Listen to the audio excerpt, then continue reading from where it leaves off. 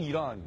شهید ناب سروان غلام عباس عفیفه، شهید ناوی یکم علی اصغر درستکار، شهید دریادار نصرالله عزیزی، شهید ناب سروان علی کهوری نژاد، شهید ناب سروان حسن رونده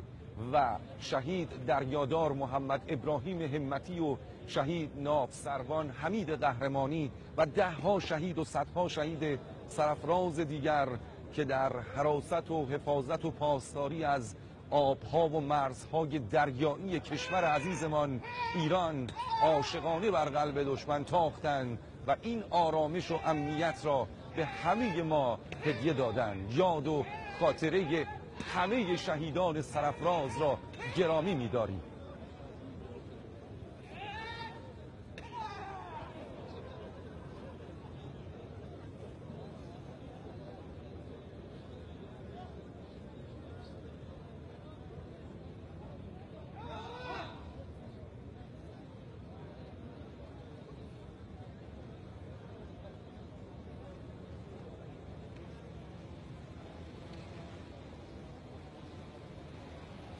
ارائه رهنمود توسط فرماندهی محترم کل ارتش جمهوری اسلامی ایران